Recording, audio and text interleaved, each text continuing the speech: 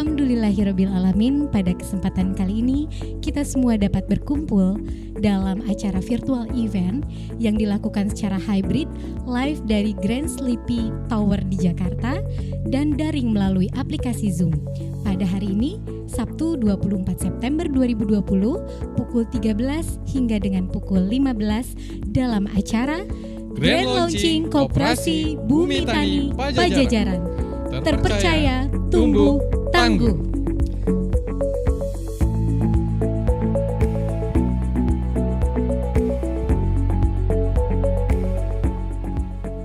Koperasi Bumi Tani Pajajaran berlangsung sejak tahun 2018 sampai 2020. Hasil akhir disepakati Badan Hukum Koperasi. Adapun visinya yaitu menjadi koperasi produk pertanian terpercaya pada tahun 2027. Yang dilakukan oleh Koperasi Bumi Tani Pajajaran ini ingin menyusun sebuah cerita baru perekonomian Indonesia. Jadi kita ingin bergerak dari shareholder capitalism kepada stakeholder capitalism. Betul sekali, karena memang ternyata tadi detail sekali ya Kang ya. Dari peluang, skema usahanya, bahkan secara detail analisis usahanya pun sudah ada Kang. Semoga langkah awal ini Grand Launching Koperasi Bumi Tani Pajajaran ini sebagai langkah kanan mewujudkan kontribusi dari pelaku pertanian di keluarga besar Fakultas Pertanian untuk memberikan kontribusinya pada bangsa dan negara ini, terutama di bidang pertanian. Saya yakin Koperasi Tani Pajajaran bisa memberikan kemaslahatan bagi para alumni pada khususnya dan masyarakat pada umumnya. Kami dari keluarga alumni Fakultas Pertanian menyampaikan rasa gembira dan selamat kepada kepengurusan Koperasi Bumi Tani Pajajaran. Semoga sukses dan semakin jaya ke depannya. Selamat kepada Koperasi Bumi Tani Pajajaran. Mudah-mudahan mulai hari ini kita akan melangkah dengan langkah yang lebih besar dan dengan pikiran-pikiran yang lebih cerdas supaya kehidupan ekonomi kita lebih mumpuni dan berorientasi kepada kemakmuran bagi bersama.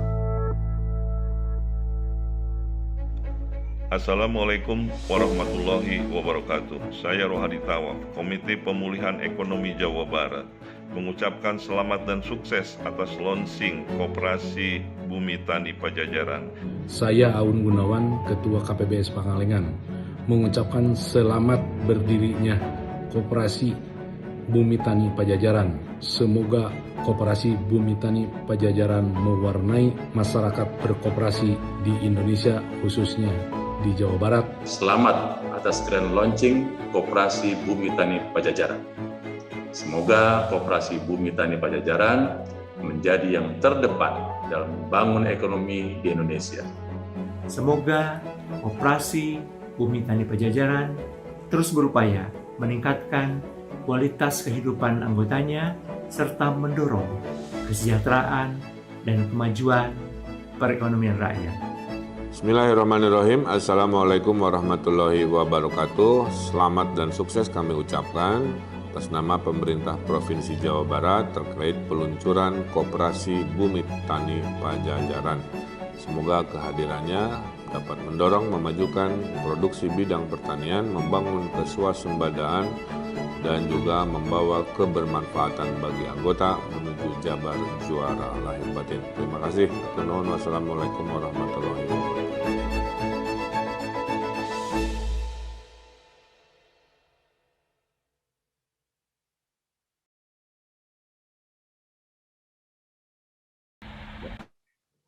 Baik, mungkin acara obrolan di Warung KFP hari ini Sabtu tanggal 8 Oktober 2029 kita mulai ya. Bismillahirrahmanirrahim. Yang saya hormati Ketua Keluarga Alumni Fakultas Pertanian Pajajaran, Kang Ari Aridas, beserta jajaran pengurusnya. Juga yang saya hormati Ketua Koperasi Bumi Tani Pajajaran, Kang Yungki beserta jajaran pengurusnya. Juga yang saya hormati dia ada juga dari KPBS Pangalengan ya, ada Kang Cepi, dan juga akang-akang ece-ece alumni Fakultas Pertanian Pajajaran yang saya hormati. Assalamualaikum warahmatullahi wabarakatuh. Ya, terlebih dahulu kita panjatkan puji syukur kehadirat Allah Subhanahu wa taala bahwa atas kehendaknya lah kita bisa bersilaturahmi di acara obrolan santai ini dalam tema mungkin membicarakan masalah jagung. Kita coba dari hulu ke hilir, tapi paling hilirnya mungkin sampai di jagung pipil ya, Kang Jaki ya. Nah, gitu. Terima kasih juga kami ucapkan kepada keluarga alumni Fakultas Pertanian yang telah memfasilitasi dengan adanya wadah ngariung KHFP ini bisa kita gunakan untuk bersilaturahmi dan membahas berbagai hal yang mungkin akan bermanfaat bagi kita semua. Nah, pada kesempatan ini juga Koperasi Bumi Tani Pajajaran yang di grand launching pada tanggal 24 September. Mungkin ini juga salah satu ajang untuk mensosialisasikan kegiatan-kegiatan yang akan dilaksanakan dan kemudian untuk mengajak juga kepada akang-akang OCC alumni Fakultas Pertanian untuk bisa bergabung menjadi anggota Koperasi Bumi Tani Parahyangan. Nah, kebetulan pada hari ini, untuk hari ini kita akan membahas tentang jagung. Walaupun nanti mungkin ke depan wadah ini bisa digunakan untuk selain jagung juga akan membahas masalah-masalah peluang bisnis lain yang sudah ada direncanakan di Koperasi Bumi Tani Pajajaran, diantaranya ada jagung, kemudian ada serai wangi, kemudian juga ada kacang kaki, dan kemarin pada saat kita ngobrol dengan Koperasi Bumi Tani Parahyangan, ada juga peluang nanti mungkin kita buka konter-konter buah-buahan, bahkan produk-produk UKM dari alumni Fakultas Pertanian ini bekerja sama dengan konternya Kang Jarkasi, yaitu di Tahu Sumedang. Nah, ini sekarang sudah buka Kang Jarkasi di kilometer 125, sudah ada kopi kadakan. Nah, nanti mungkin dari Koperasi Bumi Tani Pajajaran bisa bergabung, berkolaborasi dengan Jarkasi untuk memasarkan misalkan ada buah-buahan dan produk UKM lainnya. Baik, pada kesempatan ini kita akan ngobrol-ngobrol santai mengenai jagung. Di sini kebetulan ada alumni kita yang sudah bergerak di bisnis jagung. Kebetulan ada dua aspek ya. Yang pertama ada Kang Jaki, Kang Febri Hendrayana dulu, yang sering dipanggil dengan Kang Fabro ya, dari angkatan 92, di mana beliau adalah alumni angkatan 92, merupakan sekarang menjabat sebagai Direktur Operasional Foresco, perusahaan penelitian pertanian, dan juru kampanye Kemandirian Benih Jagung Nasional. Nah, beliau sudah mengembangkan benih hibrida di daerah mungkin Jawa Tengah, Jawa Timur, kemudian yang sekarang dicoba oleh Kang Eeng ya di Lampung. Itu nanti, nah mudah-mudahan sekarang ingin mempunyai keinginan untuk mengembangkan benih jagung yang diproduksinya untuk dikembangkan di Jawa Barat. Nah, ini juga saya melihat tadi sudah disampaikan juga, mungkin ada hal-hal lain ya. Ini menariknya dengan jagung ini, bahwa pabrik-pabrik pakan ternak seperti Subah Indah, Java Konfin, Sarun Pokpan, Kargil, dan lain sebagainya, itu lokasinya, itu sebagian besar adalah berlokasi di Jawa Barat dan Banten. Nah, tapi petani di Jawa Barat dan Banten, kalau saya melihat minat terhadap pertanian jagung ini sangat rendah kalau kita bandingkan dengan Jawa Tengah dan Jawa Timur. Misalkan di Jawa Tengah, Jawa Timur itu lahan setelah padi-padi, kemudian pada saat musim kemarau karena kondisi air tidak mencukupi untuk padi, mereka menanam jagung secara luas di hamparan datar di lahan sawahnya. Nah, sedangkan kalau kita perhatikan di Jawa Barat, itu petani-petani Jawa Barat hanya menanam jagung itu di lahan-lahan yang berbukit. Di lahan-lahan yang berbukit, sehingga penanamannya karena ketersediaan airnya terbatas, sehingga hanya menanam jagung itu pada saat musim hujan. Nah, celakanya kalau pada saat panen masih jatuh pada musim hujan, itu akan terkendala di dalam proses pasca panennya, karena biasanya hanya menjemurnya itu hanya mengandalkan sinar matahari, sedangkan pada musim hujan sinar matahari akan sangat kurang. Nah, ini sehingga sangat menarik ini kalau misalkan ingin mengembangkan jagung di Jawa Barat. Nah, alhamdulillah di sini juga ada narasumber kedua, Kang Zaki, dari angkatan sebetulnya extension 1999 ya, Kang Zaki ya. Ya. Nah, kebetulan beliau ini jabatannya sangat banyak sekali nih. Satu, sebagai tenaga ahli Indocom Niaga Makmur, bisnis jagung. Kemudian Project Manager di PT Mandiri Global Management atau bisnis jagung, di bisnis jagung juga. Sebagai konsultan di PT Agrotechno Indo, divisi pertanian, tentunya jagung. Dan tenaga ahli di PT Totalita Agroniaga. Nah, dari keempat perusahaan ini, sempat saya tanyakan tentang Zaki, keempat perusahaan ini penanaman jagungnya totalnya sekitar 800 hektaran lah, di atas 800 hektar.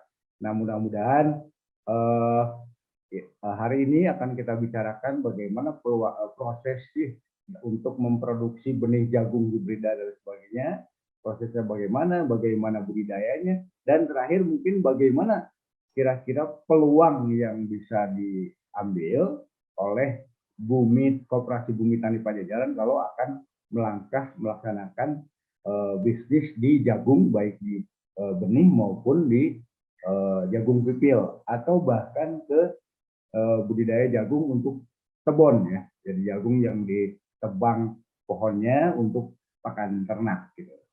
Nah, itu mungkin yang akan kita lakukan hari ini. Saya kira untuk akang-akang ece-ece sebaiknya kita berikan aplaus dulu untuk narasumber kita hari ini, Kang Febri atau Kang Fabro dengan Kang Zaki Zaki Somantri ya. Ya. Nah, mungkin sebelum kita ngobrol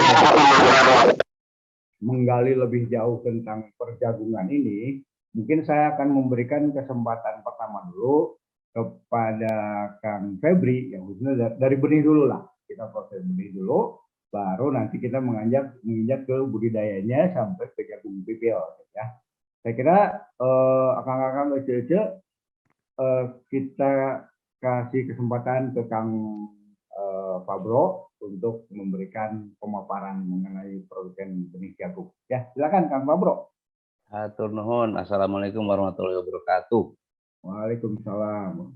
Alhamdulillah hilali binikmatihi tutimma sholihah asyhadu la ilaha illallah wa asyhadu anna muhammadan abduhu wa rasuluh la nabiyya ba'da.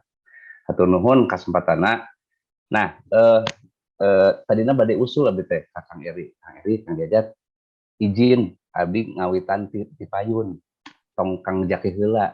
Kumargi materi abdi mah teu rame. Enten nah, oleh karena itu minta izin untuk sharing slide-nya. Sharing slide mungkin biasa.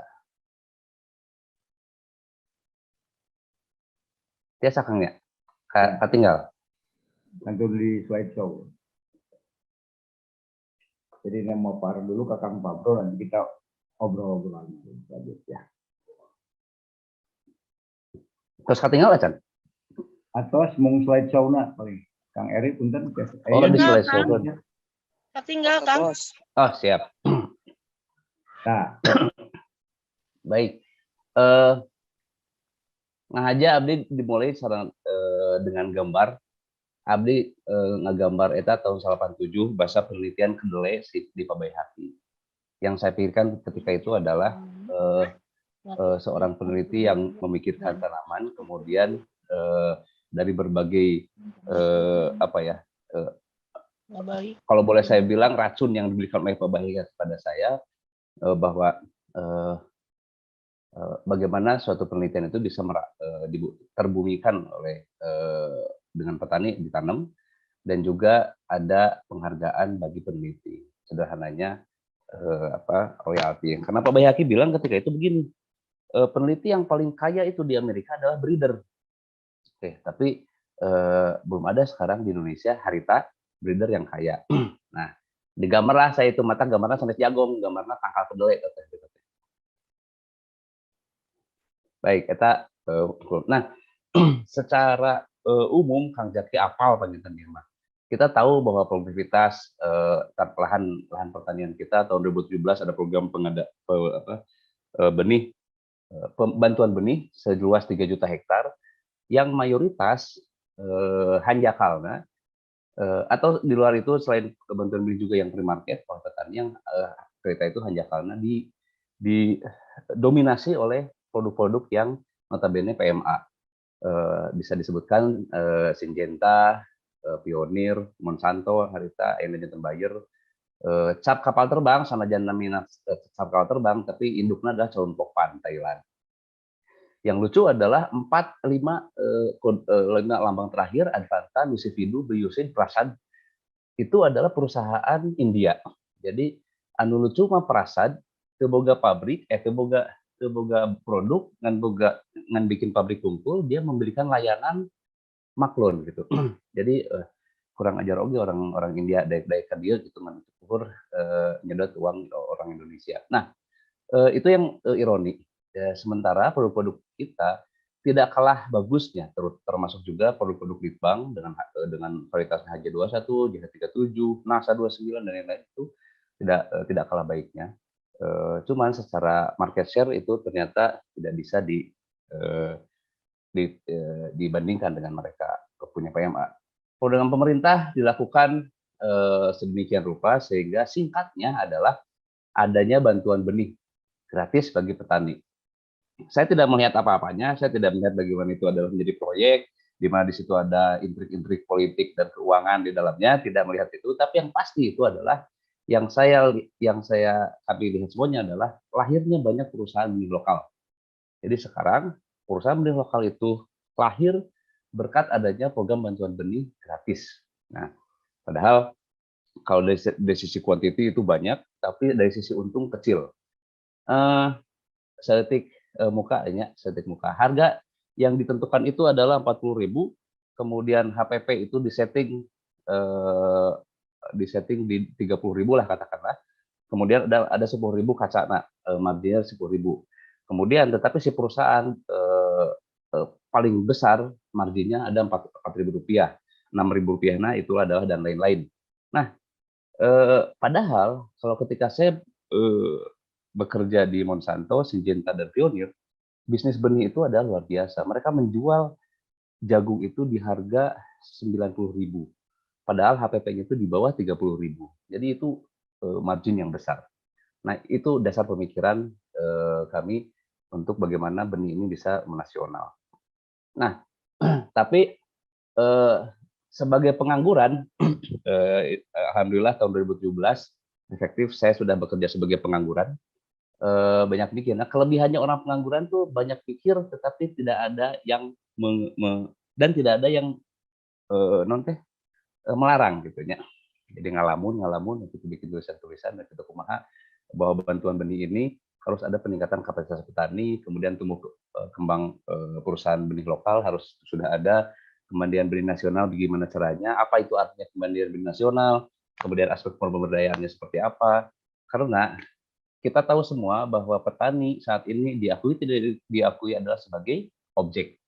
Petani sebagai objek, pupuk hese petani teu wala kaya. Binih mahal pertiwi tah, Kang Jaki apal tah. Pertiwi non teh perkasa. Kang Jaki apal tah, hargana 140.000 di Ponorogo sampai hampir 160.000 per kilo. Padahal HPP-na teu nepi 30.000. Nah, di petani membeli sakitu gitu. Petani itu wala kaya.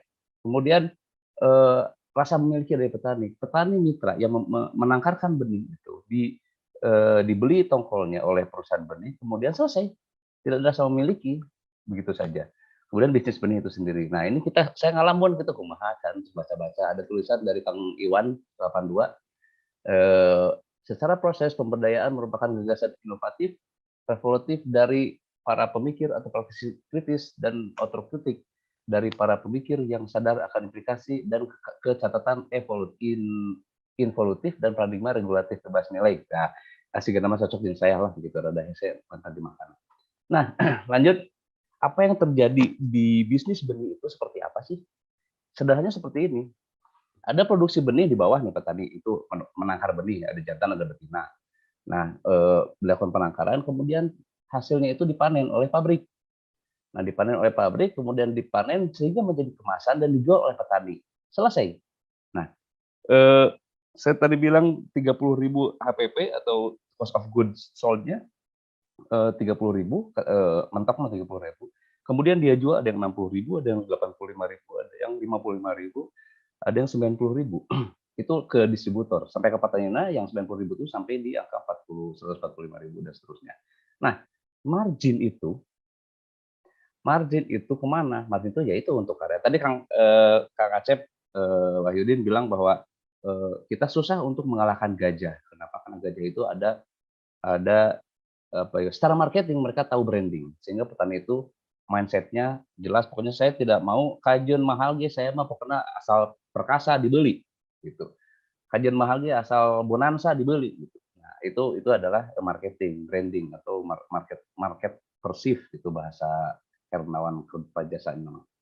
Nah, apa yang kami pikirkan adalah bahwa kami kemudian dipercaya oleh Bank Syariah Indonesia Maslahat atau Lasnas BSI ketika itu melakukan program yang namanya sebentar. Nah, jadi uwuhan.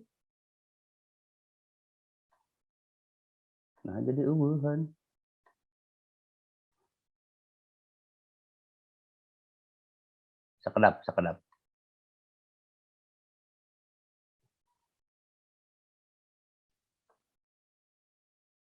Oh, menghilang gambarnya.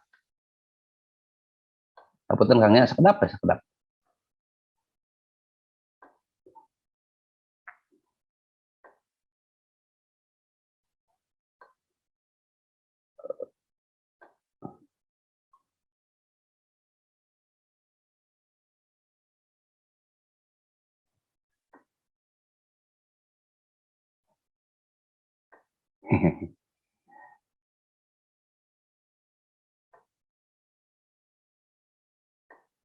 Kenapa bisa menghilang?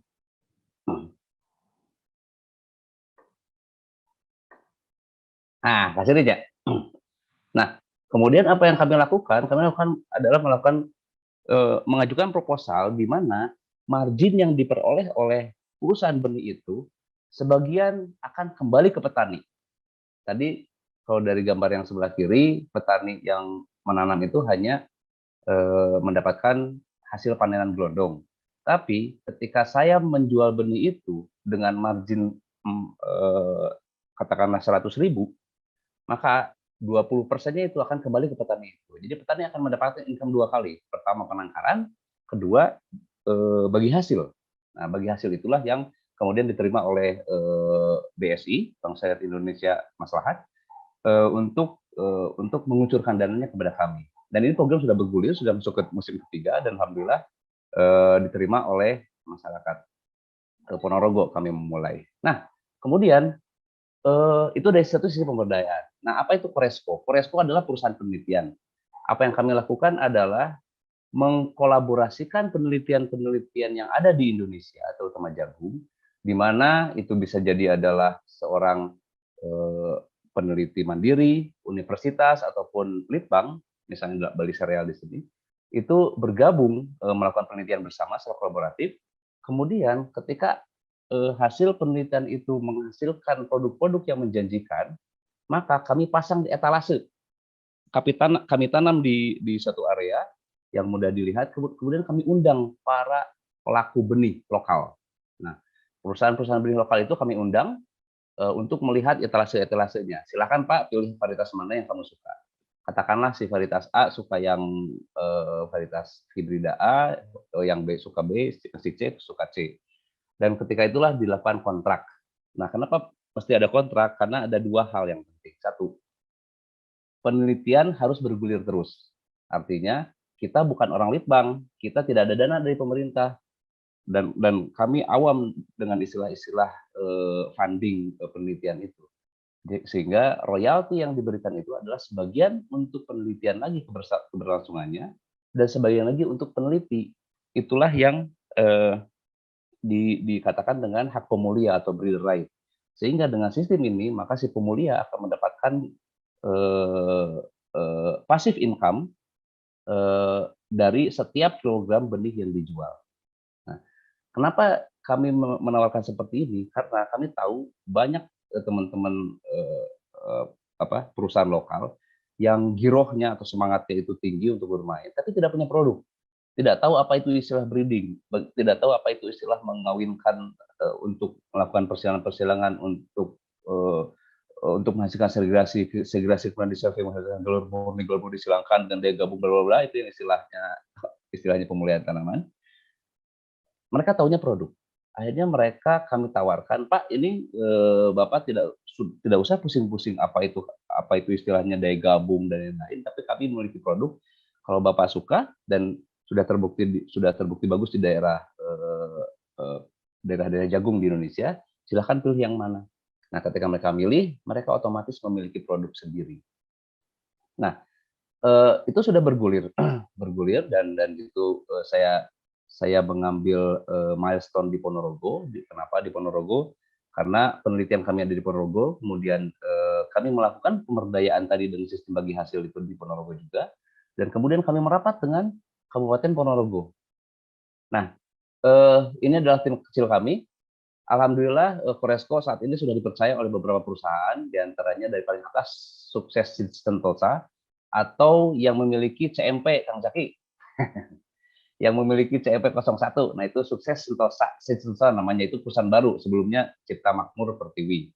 Itu adalah pecah telurnya kami, menghasilkan varietas hasil penelitian sendiri, dan kami tawarkan ke perusahaan itu, dan alhamdulillah sekarang sudah menjual, dan Kang Zaki pun sudah tahu varietas ini, dan itu indikator, Kang, kami bangga dengan bahwa Kang Zaki itu tahu CMP 01, artinya sudah menyebar gitu. Hatur nuhun, Kang. Nah, kemudian ada CV Sage. Nah, CV Sage ini luar biasa. Dia basisnya adalah produksi benih. Dia biasanya memproduksi benih untuk Pertiwi, untuk BC, untuk Syngenta, untuk Pioneer gitu. Kemudian kami undang untuk mereka punya produk sendiri. Yuk, kerjasama dengan kami, kamu pakai produk kami. Tugasmu adalah hanya memberikan royalti kepada kami. Sekian rupiah untuk per kilonya. Oke, sip. Jadi, per musim ini mereka tanam 100 hektar. 1 hektar insya Allah akan mendapatkan 200 ton benih. 200 ton katakanlah mun royalti ada Rp5.000, berarti kan lumayan. 200 ton kali 5.000. Nah, di situ adalah royaltinya. Kemudian BSI adalah mitra kami di dalam pemberdayaan, kemudian sebelah kanan ada Ponorogo, ada PAM, Ponorogo Agro Mandiri, adalah perusahaan yang murni menghasilkan benih demi Ponorogo, untuk Ponorogo. Kemudian di bawahnya adalah Anugerah Agro Lestari, di situ kami insya Allah rencananya akan merger, akan bikin bisnis unit benih yang insya Allah minta doanya Kang Nana. Bulan November kami akan turut serta di sidang pelepasan varietas untuk dua perusahaan, yaitu Sukses Seed Sentosa dan Anugerah Agro Lestari bersama Foresco. Kemudian kita juga kerjasama penelitian, karena yang namanya penelitian, yang namanya pemulihan tanaman adalah keragaman atau diversity. Nah, kalau kita uplek gitu bikin penelitian di Indonesia, itu tidak akan berkembang. Maka kami bekerja sama dengan seorang peneliti di Thailand, sama-sama partikelir, sama-sama orang yang sudah tidak terpakai karena pensiunan itu di Syngenta. Kami rencananya akan melakukan ekspor benih penelitian ke Cina, karena Cina wilayah tropisnya butuh varietas, dan mereka ingin menguji varietas-varietas yang dari Indonesia dan Thailand. Minta doa restunya, mudah-mudahan lancar urusan, karena urusan ekspornya gening ke gampil. Kemudian TKS dan Mahogra itu adalah perusahaan lokal. MDP adalah salah satu perusahaan yang produknya namanya PMS 22, MDP dan LBG. PMS 22 itu yang dia ditaruh ke Kang Jajat, terus di mana di Plakna, di Aceh, Sumatera Utara, Lampung, Kang EN, dan Jawa Timur, NTB, dan Sulawesi Selatan itu produknya MDP, jadi perusahaan MDP. Jadi perusahaan MDP bukan Koresco yang menjual. Nah, selain itu juga kita juga melakukan kerjasama dengan universitas yang sudah sekarang adalah Universitas Kahuripan Kediri, karena kebetulan saya ngajar di sana. Kemudian Unida Gontor, insya Allah kita sudah MOU dan kontrak dengan Unida Gontor, kita akan segera melakukan penelitian, kolaborasi penelitian, dan sudah ada mahasiswa yang mengerjakan skripsi di tempat kami. Dan ITS kerjasama kami ada ketika hilirisasi, program hilirisasi, dan sudah alhamdulillah dengan varietas yang kita hasilkan itu kasar nama ITS mendapat nama. Nah, kemudian sisanya adalah bagaimana kemandirian benih itu. Jadi setelah kami melakukan beberapa hal yang dalam konteks memberikan varietas kepada perusahaan lokal, itu adalah langkah-langkah yang bagaimana supaya kemandirian benih itu tercapai. Karena bagi kami kemandirian benih nasional itu adalah bagaimana Indonesia memiliki benih sendiri, lokal sendiri, dan itu bisa menghidupi daerah, dan petani percaya dengan itu. Nah, kami melakukan kampanye berupa turut serta di BIMTEK.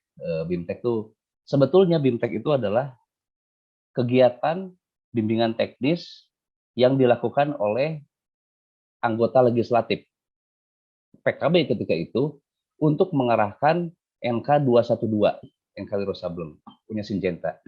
Tetapi saya dibisikin sama Bu Retno-nya, Pak Febri, ini materinya tentang kemandirian benih ya, bukan tentang NK 212. Oke, siap Bu. Materi saya memang untuk itu. Dan di situ saya berkampanye di situ mengenai bagaimana kemandirian benih itu bisa dicapai. Nah, kemudian di Ponorogo kita melakukan panen raya, kemudian melakukan juga simbolisasi penyerahan royalti kepada pemulia, dan juga simbolisasi penyerahan bagi hasil kepada petani mitra. Itu kita sudah lakukan. Kemudian melangkah dari itu, karena judulnya kami dapat bekerja sama dengan pemerintah daerah Ponorogo untuk program kemandirian benih Ponorogo. Dan kemudian kita melakukan acara di mana itu tidak sekedar panen raya, tapi juga panen raya dan cabut bunga. Cabut bunga itu detaseling, atau ketika produksi benih itu malainya itu dicabut untuk bisa menghasilkan hibrida. Dan kita bikin gebiar dengan TNI kerjasama di sana, dan alhamdulillah program ini berlangsung dengan lancar. Nah, seketika setelah kita melakukan acara itu, ternyata beberapa kabupaten itu kaget, pada iri gitu. Pacitan misalnya, wah, Ponorogo kok sudah punya program mandiri benih ya, kenapa kita enggak gitu, Pacitan. Kemudian NTB malam-malam tengah puting, harita bahasa saya di Ponorogo KT, jam 12 puting ditelepon, Pak Febri, ini ada orang NTB minta kita supaya datang ke NTB. Buat apa Pak? Ya mereka ingin mengikuti seperti kita, hayu berangkat kan itu kami ongkos sorangan. Karena judul kami adalah kemandirian benih, jadi kami tidak mengemis, sehingga kami berangkat sendiri, dan kami mensosialisasikan semuanya kepada pihak gubernur, kemudian BPTP, BPSB, dan semuanya, untuk melakukan hal yang sama, copy paste dengan yang dilakukan di Ponorogo. Insya Allah bulan ini akan ada penanaman untuk produksi benihnya, untuk dilakukan acara kedepannya oleh gubernur, dan gubernur bisa mencanangkan program mandiri benih di NTB. Dan kemudian selanjutnya adalah di Jawa Barat. Di Jawa Barat sementara ini disebut Sumedang, tapi itu belum tajam diskusinya, karena saat ini kami baru memberikan lisensi kepada satu perusahaan untuk memproduksi benih di Sumedang, luasnya 1 hektar. Dan ketika tanam, saya bilang kan seorang ibu, Bu, kalau ibu tanam di sana, saya akan merapat ke Sumedang. Siapa tahu saya bisa ngomporan Pemda Sumedang untuk mau mandiri benih gitu. Nah, betul apa yang dikatakan oleh Kang Acep bahwa Jawa Barat itu basah, itu sangat banyak hujannya. Jadi proyeksi untuk program kemandirian benih itu yang cocok adalah di Pantura. yaitu dari Sumedang ke utara gitu. Garut itu bagus, tapi saya tidak yakin produksi benihnya akan bagus. Tapi juga kalau di Indramayu itu potensial. Kang Eeng, saya sudah bisik-bisik dengan Kang Eeng bagaimana kita mengarahkan mandiri benih itu. Tapi saya tidak lupa bahwa apa yang kita inisiasi dengan Koperasi Bumi Tani Pajajaran adalah program yang sebetulnya adalah kaitannya dengan program kemandirian benih. Jadi kalau itu bisa menjadi program daerah itu akan lebih baik. Kenapa kami sepertinya kekeh bahwa ini harus ada daerahnya, karena itu harus ada stakeholder yang sifatnya memberikan kebijakan. Nah, dari rangkaian yang sudah kami lakukan semuanya itu, dari hasil ngalamun tadi sebagai pengangguran, akhirnya alhamdulillah nih untuk peningkatan kapasitas tadi ya kita melakukan bimbingan bersama dengan Lasnas tercapai. Kemudian untuk tumbuh kembang perusahaan benih, alhamdulillah perusahaan-perusahaan yang tadi saya sebutkan itu adalah perusahaan baru. Jadi perusahaan G, LBG, Triple S, kemudian MDP itu adalah semuanya perusahaan baru yang di bawah pendampingan kami, baik bagaimana cara menjual, bagaimana cara produksi, bagaimana deal dengan distributor, bagaimana cara demplot dan lain-lain kami dampingi, sehingga perusahaan-perusahaan tadi itu menjadi layaknya perusahaan benih.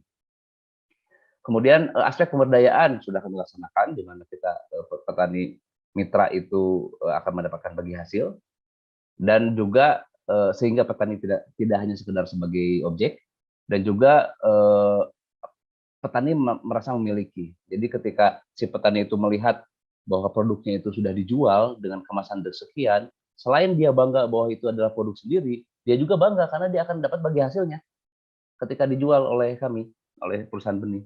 Bisnis benih itu bergulir dengan perusahaan ini. Dan yang sekarang lagi progres adalah dengan kampanye-kampanye yang kami lakukan adalah kemandirian benih nasional. Ya dimulai dari Ponorogo, kemudian Minahasa Utara sempat Minang cuman di KTNA, cuman progresnya belum progresif. Kemudian mungkin di Jawa Timur selain Ponorogo yang lainnya akan datang, tapi kita akan bergulir terus melakukan kampanye ini. Itu. Tapi pada dasarnya menurut saya adalah kemandirian benih nasional akan tercapai jika terjadi kolaborasi antara peneliti, petani, pemerintah daerah, dan swasta lokal yang memiliki kesadaran dan pemahaman serius serta ikhlas untuk menanggalkan sifat egosentris dan kepentingan. Namun secara pragmatis, keberhasilan dalam kemandirian benih tidak dapat dipungkiri akan bermanfaat bagi kepentingan politik. Itu saja yang saya sampaikan. Saya sana ada murni Kang Jaki anu bisnis, tapi alhamdulillah Kang Jaki, saya akan berbisnis dengan Kang Jaki. Hatur nuhun teleponnya kamari. Kitu hatur nuhun, hapunten. Assalamualaikum warahmatullahi wabarakatuh. Waalaikumsalam warahmatullahi wabarakatuh.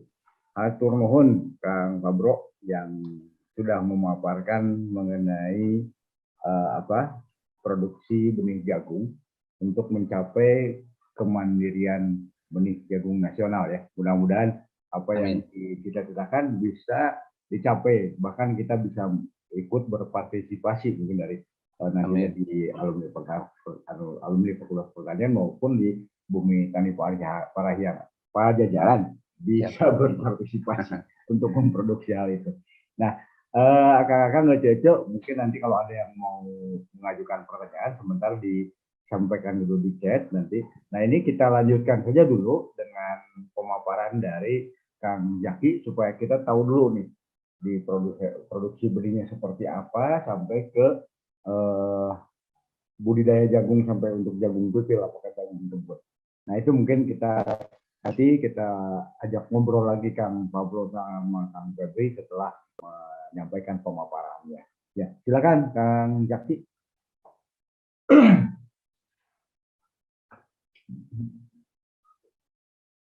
Masih di mute Kang Jaki. Hatur nuhun Kang Jajat. Bismillahirrahmanirrahim. Assalamualaikum warahmatullahi wabarakatuh. Alhamdulillah wasyukurillah wassalatu wassalamu ala rasulillah wa ala alihi wa sahbihi wa ala. Akang-akang ece tadi dapat hadir Kang Arya Yudas, Kang Iwan, Kang Yungki, Kang Jajat, Kang Febri, beserta Kang Ece yang lain. Dalam kesempatan ini, alhamdulillah saya bisa bersilaturahmi dengan akang-akang, ece-ece, para senior dalam rangka obrolan di warung jagung ya Kang. Saya memang sejak 2005 itu sampai sekarang terjun di bisnis jagung Kang. Di mana memang dari beberapa perusahaan pindah dari A ke B. Dulu awalnya di Komeksindo Internasional, itu 2005. Alhamdulillah selama kurang lebih 7 tahun Kang gagal di jagung. Kami pisah. Pahit, manis, getir. Berbicara kebun itu memang telah dirasakan yang memang sangat luar biasa.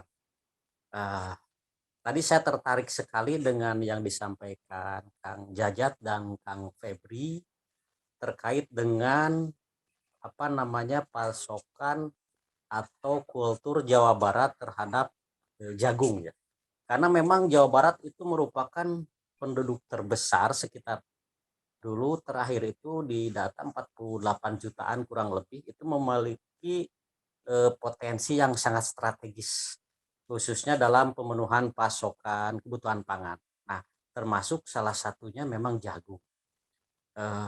Ini kebutuhan jagung itu merupakan kebutuhan yang sangat vital untuk kelangsungan usaha peternakan.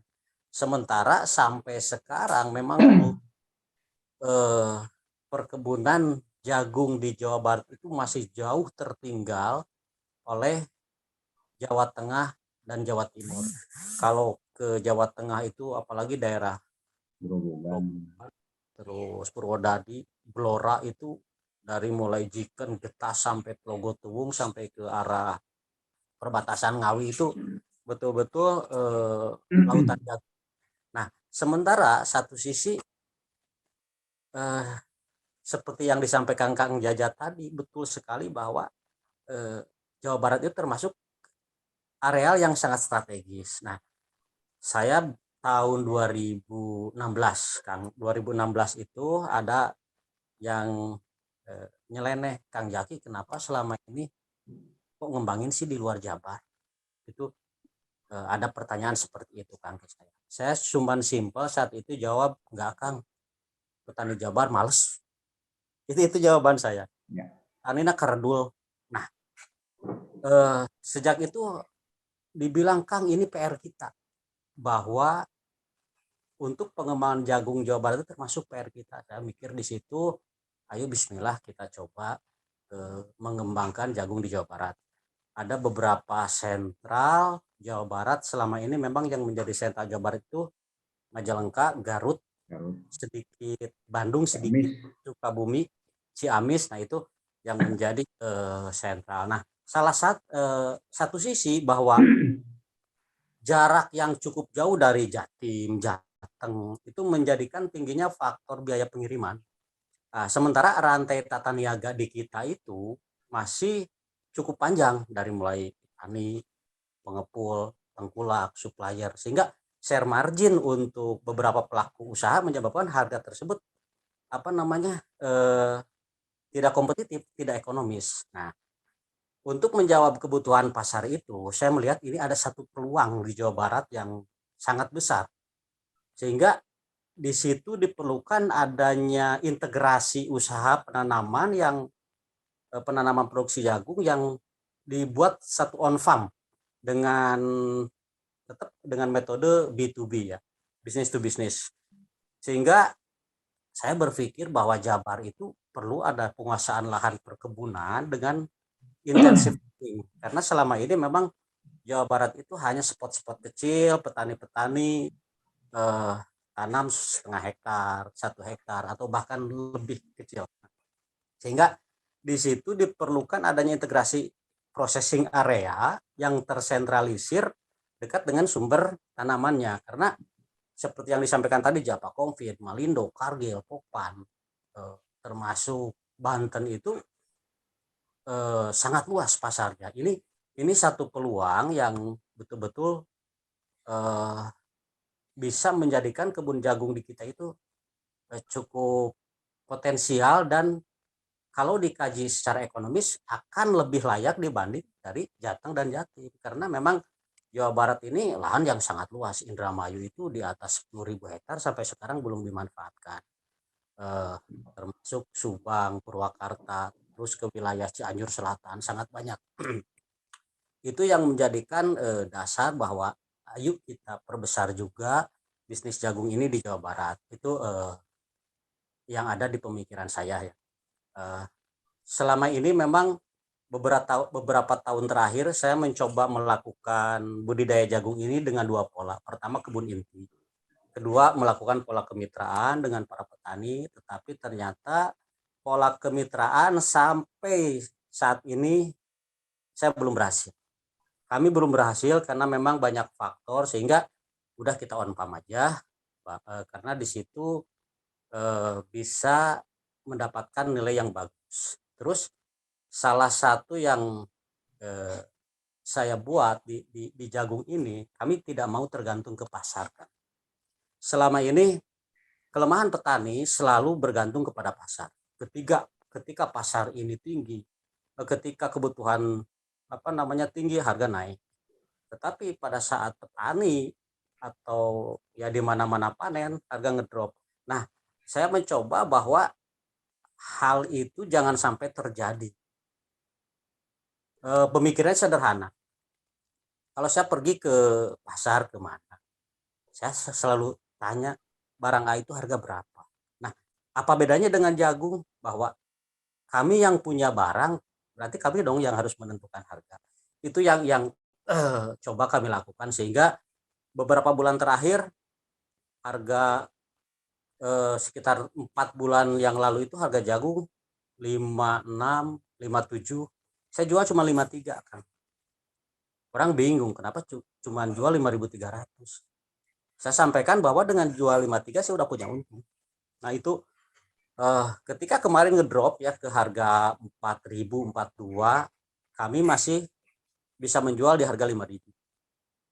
Nah ini yang coba kami rubah, bahwa selama ini kelemahan para pelaku budidaya itu selalu bergantung ke pasar.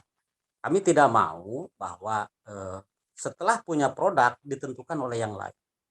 Kang, harga lagi segini ya, enggak. Saya bilang saya yang punya barang, saya yang harus menentukan harga. Dan itu sampai saat ini alhamdulillah bisa berjalan dengan baik, karena untuk menuju bisa menentukan seperti itu memang satu harus menjaga kualitas, kedua kontinuitas. Selama ini yang tersulit yang kami rasakan di jagung itu menjaga kontinuitas dalam 1 tahun dari Januari sampai ke Desember itu jagung selalu ada. Itu yang memang cukup agak sulit bisa stabil ya, sehingga dari pola penanaman pun saya selalu terjadwal Januari sekian, Februari, Maret, April, Mei sampai Desember, meskipun memang ada di waktu-waktu tertentu yang tantangannya cukup besar, apalagi kalau di lahan-lahan yang memang tidak ada sumber air. Kami harus melakukan pengeboran dan lain-lain. Karena saya pikir kita sudah dikasih cukup banyak oleh Tuhan, tinggal bagaimana kita mengoptimalkannya. Sumber air ada, tinggal kita mau ngangkut dan lain sebagainya.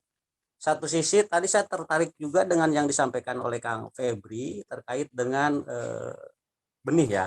Bahkan tadi pagi kemarin saya komunikasi dengan Kang Febri.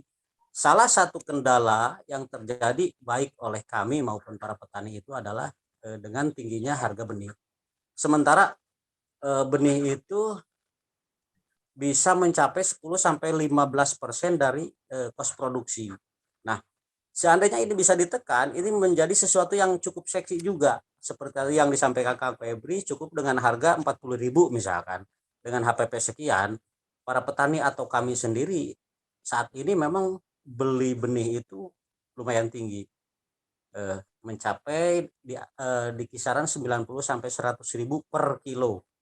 Sementara kebutuhan dari 800 hektar itu kalau dikali dengan 16 kilo aja udah sangat besar. Nah, sehingga ini menjadikan sesuatu yang menjadi pemikiran kami bahwa gimana caranya kos produksi dari benih itu bisa turun. Kemarin saya sharing dengan Kang Febri, Kang, ayo kita kembangin karena memang itu petani sangat butuh bagaimana si benih ini bisa bisa murah dengan kualitas tentunya yang tetap bisa bersaing dengan perusahaan-perusahaan yang lain.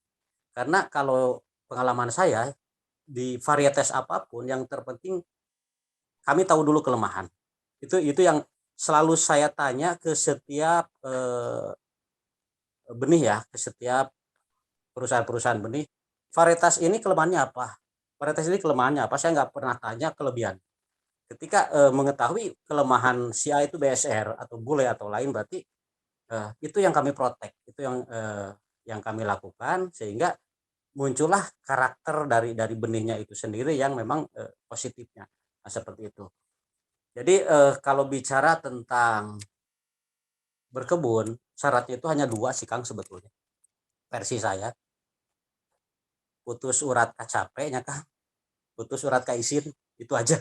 Karena memang selama ini yang tersulit di jagung itu membentuk tim, membentuk karakter tim yang betul-betul satu amanah, kedua memang berani bekerja lebih ya dari biasanya. Karena bagaimanapun juga kalau kita sudah bicara kebun secara estet itu ada waktu-waktu yang memang di luar kebiasaan.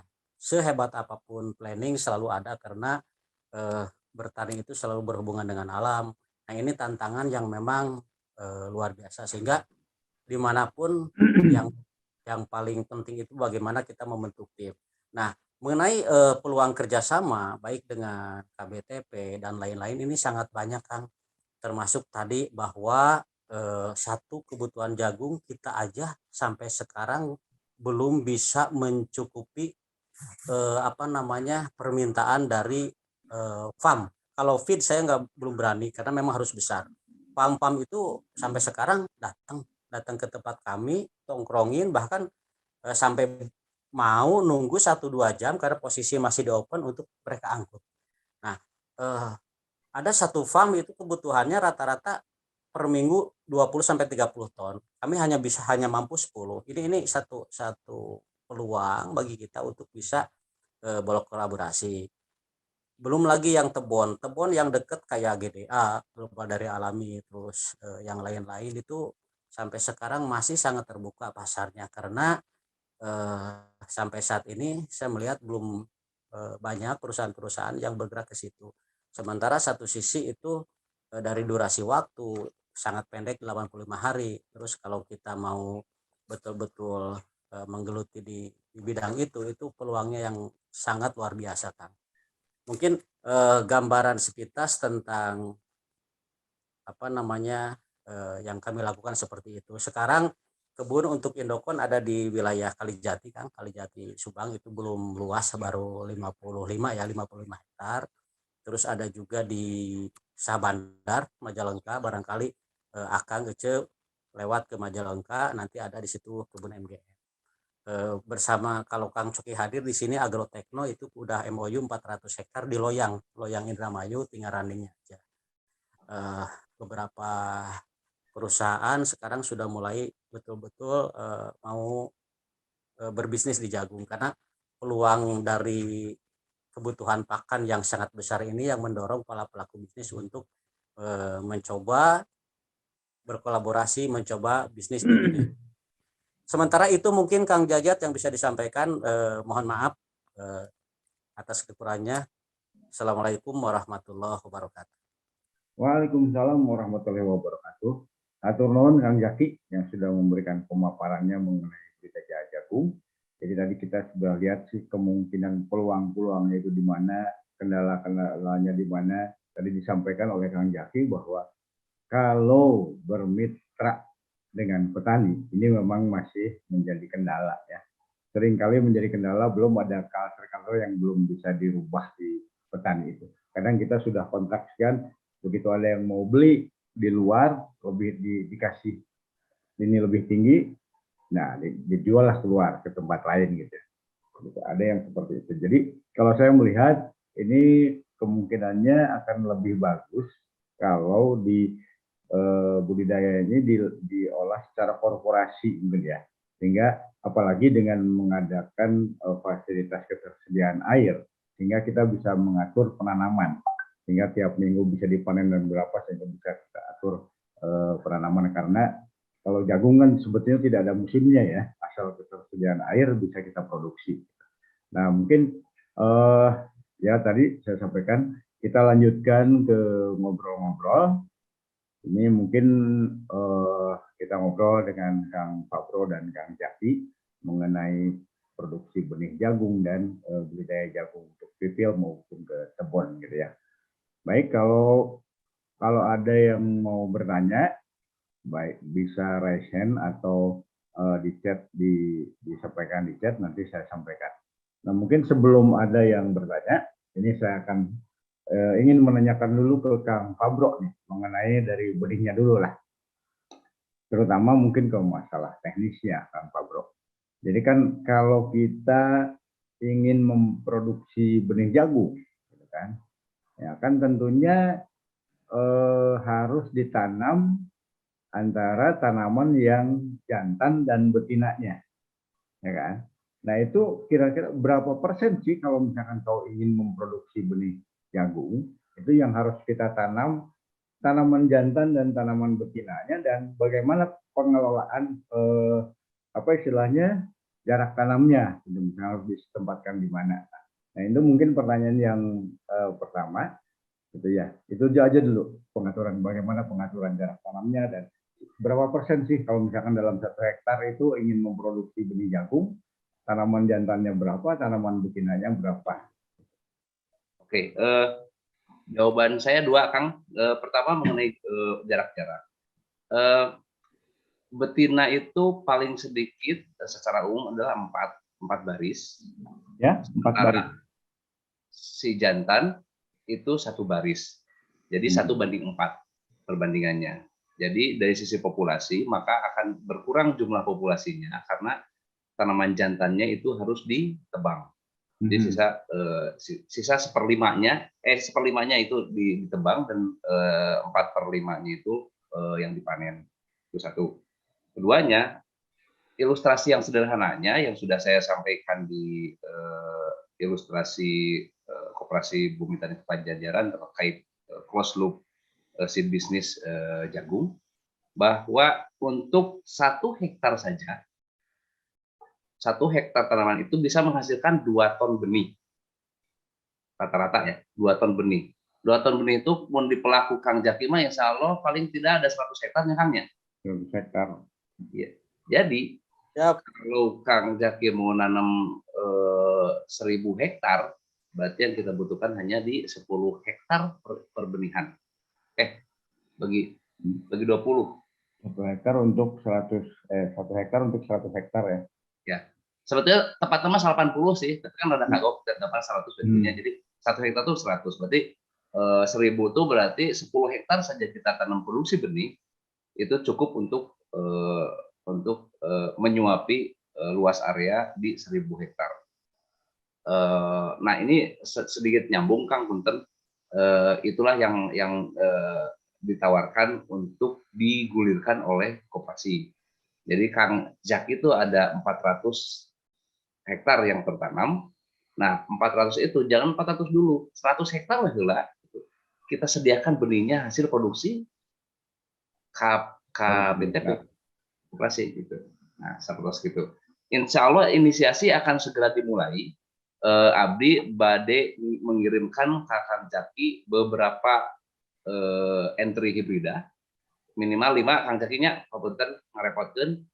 Janten saya akan kirimkan entry ke Kang Jaki 5 hibrida, mana yang terbaik di situ dipilih untuk ditanam di Majalengka kah, Indramayu kah atau Subang, mana yang terbaik di situ. Nanti kita Koperasi Bumi Tani Pajajaran yang memproduksikan benih Kang Jaki dengan harga yang bagus. Ya. Terus Kang, nah, ini pertanyaan lanjutan. Ini kalau untuk produksi benih, itu umur panen jagungnya itu berapa hari lah Misalnya kalau di dataran rendah pasti kan berbeda dengan di dataran tinggi ya. Kalau misalnya yang biasanya kita untuk panen jagung pipil, misalkan 100 sampai 103 hari lah ya. Tapi kalau untuk produsen benih ini di umur berapa dipanennya? Ya. Tetap kita mengacu pada masa fisiologis atau black layer, atau di biji atau di bawah bagian dia itu ada warna hitam. Kurang lebih sama di 105 sampai 110 hari. Yang menambahkan waktu itu adalah processingnya, pengeringan, pipil, kering lagi, treatment, kemas. Nah, itu yang memakan waktu kurang lebih di 2 minggu. Tapi singkat cerita, mudahnya sejak panen, anggap saja 1 bulan kemudian baru siap ready benihnya itu. Benihnya ya. Nah, itu kemudian tahapan-tahapan apa sih? Misalkan yang dilakukan dalam proses misalnya untuk penyilangan bunga jantan dan betinanya, seperti apa? Ya, pertama jantan betina itu memiliki spesifikasi tertentu ketika dipasangkan dengan pasangannya. Jadi monarki awena kapan mulai perempuan itu menstruasi, harus cocok ketika laki-laki itu siap membuahi. Jadi ada rekayasa-rekayasa di mana jantan itu ditanam duluan, misalnya 3 hari sebelumnya baru betinanya. Nah itu biasa terjadi, atau seminggu sebelumnya baru betinanya, atau bareng, karena masing-masing jantan betina memiliki karakteristik yang berbeda.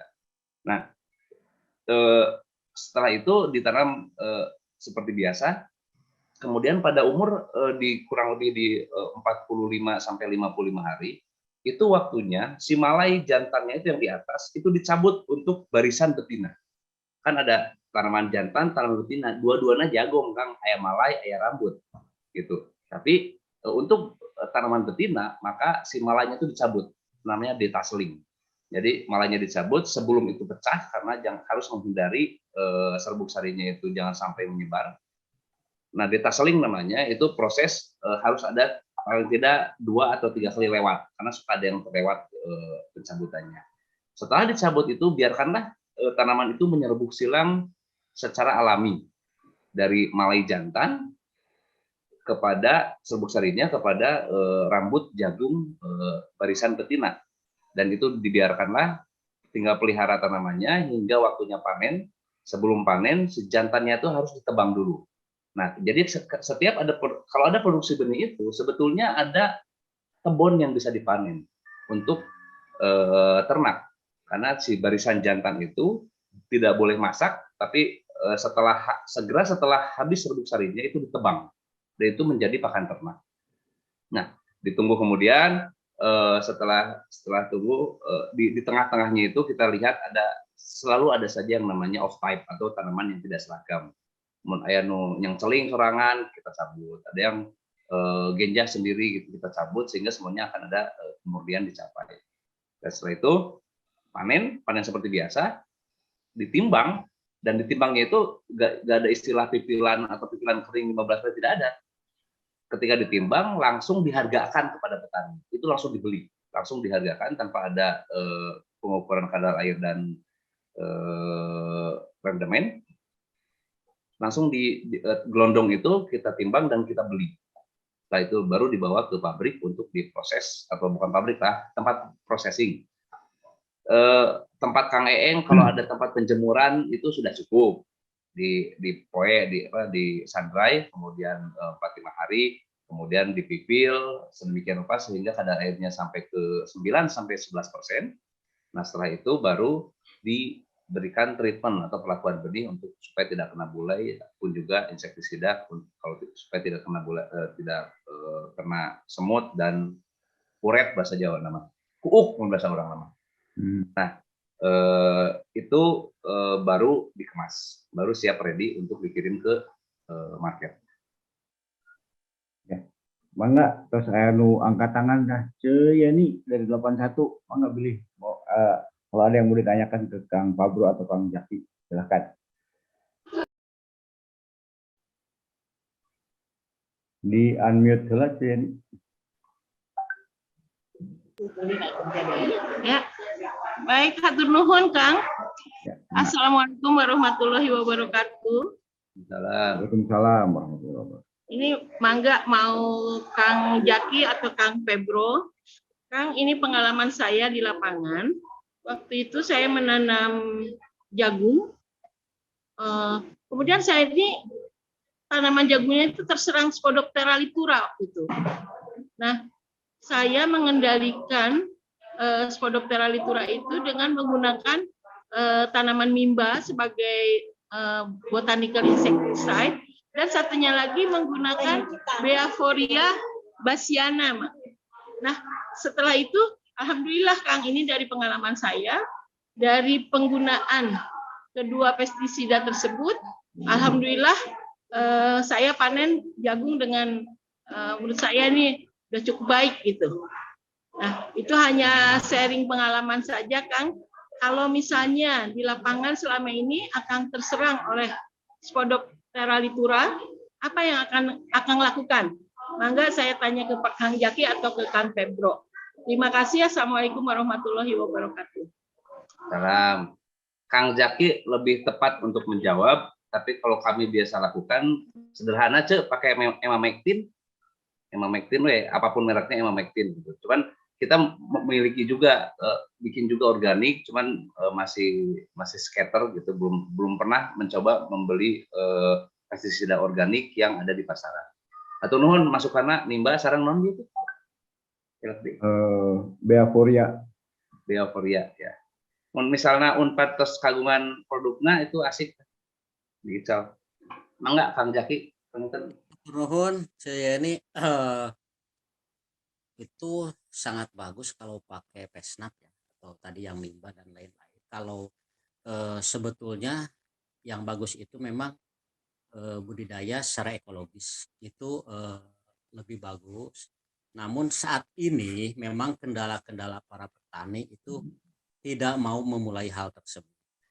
Saya melihat di beberapa wilayah itu rata-rata para petani sudah menggunakan seperti yang disampaikan Kang Febri, rata-rata sudah emamectin benzoat. Dulu saya coba dengan jenis-jenis Spodoptera, Spodoptera litura, ekempa, atau bahkan sekarang itu ada yang lebih sporadis FAW, Val Amrewam, itu luar biasa, penyerangannya sporadis sekali. Rata-rata memang petani di kita sudah menggunakan bahan aktif yang tinggi, emamectin benzoat. Dulu saya berpikir cukuplah dengan sipermetrin. Sipermetrin, si ulatnya udah gini, naikin ke delta metrin, ke lambda cihalotrin. Tetap karena di lingkungan yang sudah terbiasa oleh para petani itu, rata-rata mereka sudah menggunakan emamectin benzoat, bahkan paling ininya abamectin. Nah, ini sebetulnya salah satu problem yang terjadi di para petani di kita dimanapun, karena memang untuk insektisida nanti seandainya emamectin benzoat itu sudah nggak kuat, ini sebetulnya itu masalah untuk para petani di kita. Nanti akan pasti ke depan itu entah 1 atau 2 tahun akan muncul atas itu. Nah, sementara sekarang knockdown yang harus dilakukan oleh para petani adalah itu. Nah, kalau kami itu mencoba bagaimana jenis Spodoptera, baik itu litura dan lain-lain, coba mana mereka agar syaratnya itu kacau. Karena kalau penggunaan emamectin benzoat lebih dari 2 kali, kami khawatir nanti kebal. Nah, resistensi itu. Ya, sehingga saya mencoba menggunakan kalau pakai emamectin benzoat tidak lebih dari 2 kali. Nanti kita ganti dengan yang lain, bagaimana agar si jenis-jenis Spodoptera atau yang lainnya itu syaratnya bisa kasar nama pamitos mabok disenturkan sakedike kan ngagulipaknya kan. Nongeng. Ya, itu yang coba kami lakukan. Demikian, Cek. Ada tambahan ya, apa yang kami lakukan di tingkat breeding farm. Di area breeding kami, selain dengan emamectin, ya kayak biasa dicobian ku Kang Zaki, Kang. Yep. Di dosis nama terlalu banyak, biasa saja. Cuman setiap pengki ditambahan setengah sendok teh gula donat. Gula donat. Kenapa? Karena konon sport apa nanti sport ulat-ulatan teh naon sih istilahnya bahasa lepidopteran itu tidak memiliki hormon insulin itu cenah. Jadi tambahan itu jadi efisien penggunaan si bahan kimianya, tapi dengan gula itu mereka nongeng, jadi dia kan naik ke atas mati aja gitu. Ya diabetesnya. Ya. Terus Kang Fabro. Parantos. Ya, alhamdulillah di sini juga dalam acara obrolan santai warung KFP juga hadir Dr. Rohadi Tawaf dari Fakultas Pertanian, aktivis koperasi Dekopin. Ada juga Kang Nandang dari tim Komite Pemulihan Ekonomi Jawa Barat dan Kang Cepi dari KPBS. Mungkin ada yang mau disampaikan? Kang Yungki juga, silakan. Belum nanti ada pertanyaan-pertanyaan lain. Punten abdi di jalan itu. Oh, mohon. Assalamualaikum warahmatullahi wabarakatuh. Ari di bidang peternakan memang kebutuhan jagung itu luar biasa. Untuk sapi perah khususnya jagung-jagung boros jagung ya. Itu sampai UPBS saja yang di Pangalengan kalau tidak salah mencari jagung itu sampai ke Jawa Tengah. Saya pernah melakukan beberapa wawancara dengan pabrik pakan ternak di Jawa Barat. Justru Jawa Barat itu misalnya Carun Popan yang di Cirebon, 90% mengambil jagung itu dari luar Jawa Barat. Jadi di satu sisi katanya Jawa Barat itu sentra jagung, salah satu sentra jagungnya adalah di Garut, Majalengka dan sekitarnya di sana. Tapi faktanya bahwa peternak itu mengambil jagung dari luar Jawa Barat. Saya tidak tahu apakah ini supply chain kita yang harus diperbaiki atau saling silang gitu antara kebutuhan di satu sisi dengan fakta petani jagung di sisi yang lain ternyata nabung gitu. Nah kalau bisa ada saran saya adalah membuat forum jagung yang mempertemukan kebutuhan konsumen jagung peternak ayam misalnya di Ciamis. Saya sekarang sedang survei di Ciamis. Mereka membutuhkan luar biasa jagung ini. Dan peternak sapi perah khususnya di Pangalengan dan Lembang. Karena bisnis silase saja menurut saya adalah satu bisnis yang luar biasa sekarang ini karena orang sudah mulai ke arah spesialisasi di dalam bisnis. Jadi dia tidak perlu misalnya kalau ingin memelihara sapi lebih banyak volumenya nggak perlu ngarit lagi. Jadi ready for use lah persiapan misalnya hasil silase itu disimpan kemudian dibeli oleh mereka. Jadi kalau supply chain-nya diperbaiki artinya ada industri processing jagung khusus yang menyediakan untuk pakan di sapi perah di Pangalengan dan Lembang, maka peternak itu tekedu ngarit deui gitu. Jadi efisien sekali dia. Dan itu merupakan saran dari semua para ahli pakan ternak, jagung ini adalah kualitasnya luar biasa. Yang kedua, saya mencoba beberapa waktu yang lalu, tahun-tahun kemarin, 2 tahun terakhir, saya melakukan satu renovasi, reklamasi lahan di lahan eks tambang. Para pengusaha itu berani melakukan investasi dengan para ahli dari Amerika datang ke Indonesia karena ribuan hektar di sana. Nah, saya kira inovator-inovator jagung Indonesia, saya yakin jauh lebih baik daripada mereka-mereka yang di Amerika karena dia tidak tahu bahwa lahan gambut dan lain-lainnya di lahan eks tambang ini. Kita mencoba uji cobanya di beberapa lahan eks tambang itu ada yang bagus, ada yang jelek. Saya nggak tahu bagaimana kualitasnya. Waktu itu saya uji coba di di daerah Kalimantan Timur. Yang di sana ternyata lahan itu juga menjadi masalah karena memang asam. Nah, kita ingin mencoba menginovasi di sana varietas-varietas jagung untuk di lahan eks tambang karena sangat luas dan jagung ini kebutuhan nasionalnya juga besar untuk unggas. Jadi yang dibicarakan oleh Pak Jokowi jagung 4 ton menjadi 8 ton menurut saya itu kesian Jokowinya. Jadi dalam artian informasi itu sangat menyesatkan kalau menurut saya karena fakta di lapangan tidak demikian. Nah, untuk hal-hal seperti ini saya kira komunitas kita kalau ada spesialis researcher atau spesialis ahli-ahli di bidang pembenihan dan lain-lain, kita buatlah forum jagung Unpad gitu ya, dan kemudian kita coba networking ini, jejaring ini diperbesar sehingga bisa memenuhi kebutuhan-kebutuhan di lapangan. Saya kira itu saja, sekedar informasi dari saya. Saya kira itu. Terima kasih. Assalamualaikum warahmatullahi wabarakatuh. Waalaikumsalam. Atur nuhun Kang Rohadi Tawab yang sudah memberikan gambaran bahwa ternyata peluang sebetulnya untuk Jawa Barat untuk di bisnis jagung itu masih sangat terbuka. Yang tadi saya utarakan bahwa memang pabrik-pabrik pakan ternak jagung itu kan yang kebanyakan di Jawa Barat dan Banten gitu. Sedangkan petani kita untuk minat untuk menanam jagung itu masih rendah dibandingkan Jawa Tengah dan Jawa Timur. Nah, lebih bagus tadi diusulkan untuk diadakan forum jagung ya, forum jagung 4 untuk bisa mengambil peluang mungkin ke arah sana. Betul Kang Rohadi, Kang Rohadi Tawab.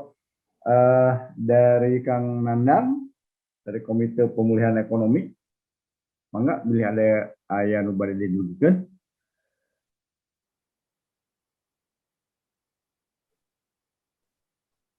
Saya Nandang atau Kang Cepi dari KPBS, mangga Kang Cepi.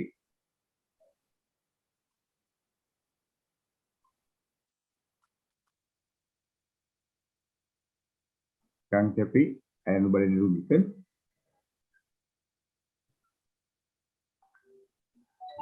Ya.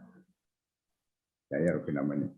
Tadi aya nu ngacung hiji desa Kang Wahyudin, bukan namanya? Ya. Oh Kang Nana, mangga Kang Nana heula atuh. Mangga di-unmute. Oke, baik, makasih. Eta aya babaturannya di jalannya barusan. Mohon. Rohadi ada batur ulin. Makasih. Assalamualaikum warahmatullahi wabarakatuh. Waalaikumsalam. Ada beberapa hal yang saya coba untuk rembuk saja ya, untuk memberi sharing gitu ya, untuk melengkapi apa yang disampaikan oleh kawan-kawan. Yang pertama, kita salutlah sama Pak Kang Febri ya.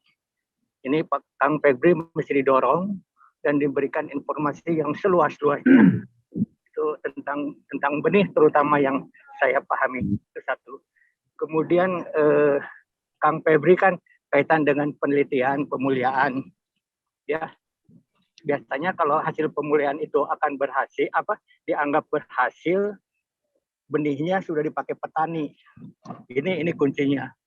Ya, jadi kemudian yang ketiga, kayaknya Kang Febri itu akan khusus di pemuliaan atau yang lain-lainnya dengan yang lainnya.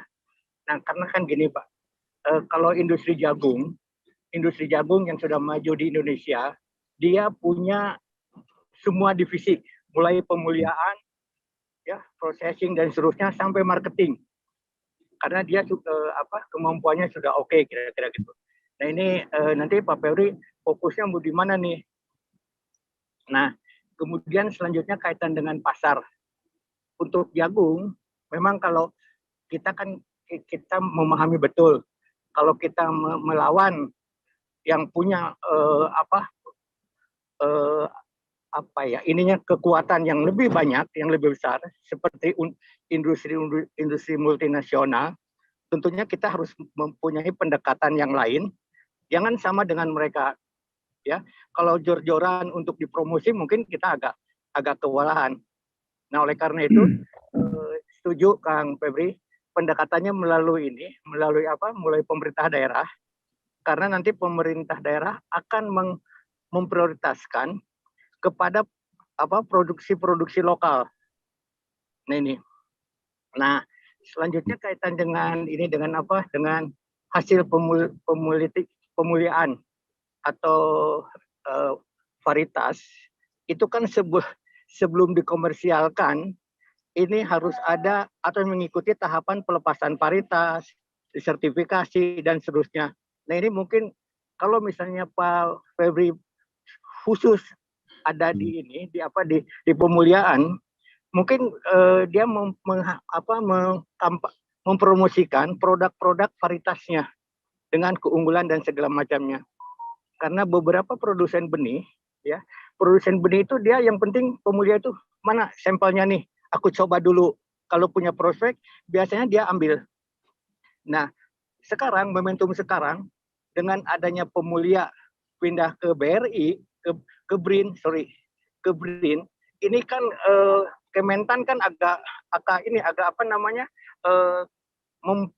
memberdayakan varietas yang sudah dimiliki agak terganggu gitu karena pemulianya pindah ke BRIN. Padahal varietasnya itu ada di Litbang atau sekarang namanya Badan Standarisasi Instrumen Pertanian gitu. Nah ini mungkin peluang Pak Febri karena produsen-produsen lokal yang dia melisensi atau mengambil produk Litbang itu kapasitasnya cuma sampai mungkin di bawah 100 ton gitu ya produksi benihnya itu. Nah ini peluang untuk apa? Karena nanti kalau misalnya benih bantuan apapun namanya itu akan ekatalogan. Dan kemudian pemerintah daerah dia pasti akan mengutamakan produk-produk di lokalnya gitu. Nah saya tertarik yang sampaikan Pak si Kang Dida atau Kang Profesor ya, saya manggilnya kadang-kadang Dida gitu, Kang Dida. Nah itu silase karena kan jagung itu punya karakter di mana setelah panen itu daunnya itu masih hijau. Nah di Jawa Timur itu sudah dimanfaatkan, itu menjadi produk tertentu untuk beberapa pelaku dia menghasilkan untuk silase itu. Nah apakah di Jawa Barat seperti ini gitu? Ini yang perlu kita ikutin, kita belajar di situ. Nah kemudian kaitan dengan ini dengan apa? Dengan peluang. Saya belum secara nasional saya belum terlalu mendengar Jawa Barat. Saya melihatnya bahwa untuk jagung, untuk produsen benih itu kelihatannya dari luar semua tuh, di luar Jawa Barat. Ya, nah ini peluang buat kawan-kawan pertanian. Kenapa sih kita nggak muncul gitu, nggak maju gitu? Aku Unpad loh, aku mampu loh gitu ya. Nah kalau misal sekarang sebagai informasi perusahaan pabrik pakan terbesar adalah di Banten.